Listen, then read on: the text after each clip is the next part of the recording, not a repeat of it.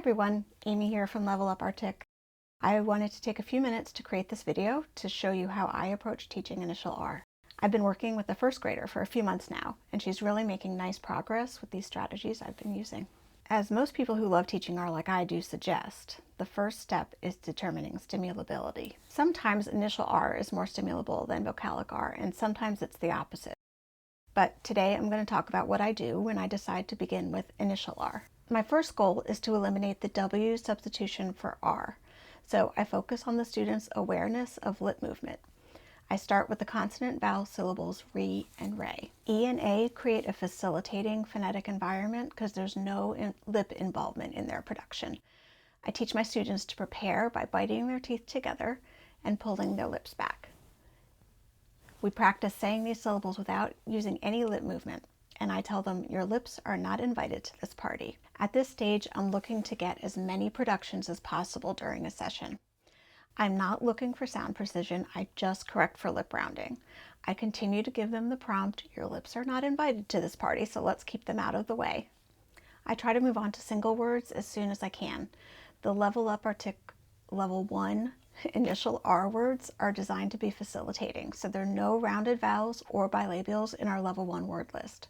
During therapy, we continue to practice these words with the reminders to keep their teeth together and pull their lips back. Since I only do teletherapy, it's easy to ask them to lean into their cameras and watch their lips. It's pretty common for these word productions to sound strange, almost robotic.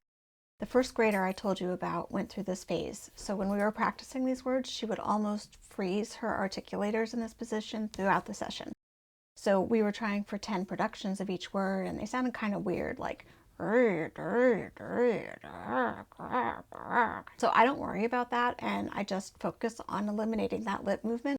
It's actually a good sign that they're overcompensating as they learn this new motor movement. Once they can consistently keep their lips out of the equation, I turn to minimal pairs. This is our minimal pair tic-tac-toe activity.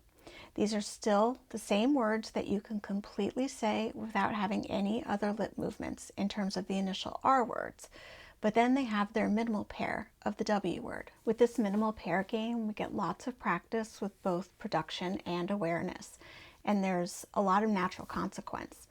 I should also mention that I don't usually let my students have any control over the screen during these games. I save the last few minutes to let them draw on the screen, which they really like to do.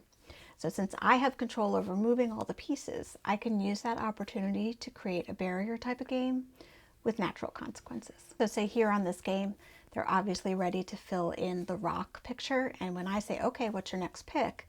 And they say walk, and I say, oh no, but we've already done walk. And you know, obviously you guys know how to do this. Once we have pretty good control over minimal pairs, I move on to the Level Up Arctic flashcards. So in addition to the word level, our flashcards have different gradually increasing sentence length and other words with target sounds. So if we start here with our word rag, we get into that position, then my rag is going to be a little bit harder. And the kids always want to just continue moving up no matter how accurate they are. It's just, you know, they think like, oh yeah, I can totally do this. So I just kind of play along. And it really just gives us the opportunity to point out which is the R word in here in the sentence. At level C or D, we count how many R words there are.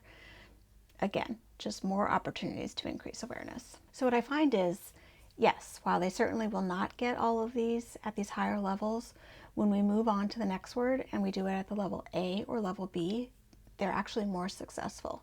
My first grader is already self-correcting at these levels. So the last thing I wanted to talk about was another way that I've sort of shifted my practice, which is moving away from over-verbalizing instructions. Instead of talking and fine-tuning and giving feedback like, oh, that time your tongue was tighter or that kind of thing, I really kind of moved away from doing that.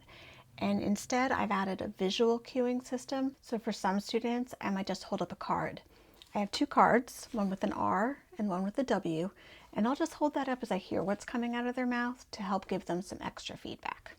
This first grader who I've been telling you about, we decided to use sign language. So we have this for when she's producing the R sound without a W, and this when that W accidentally sneaks in. So at this point with my student, we're moving on to some easy reading activities, and we're going to be moving up some word levels and sentence levels, you know, all the traditional articulation hierarchy. I've also noticed that her vocalic R, she's starting to correct that a little bit too, so it's so nice how it feeds into that, because I do teach vocalic R usually by first getting the initial R in place. So that's all I have for you today, and my dog is asking to be let out. I hope this was helpful.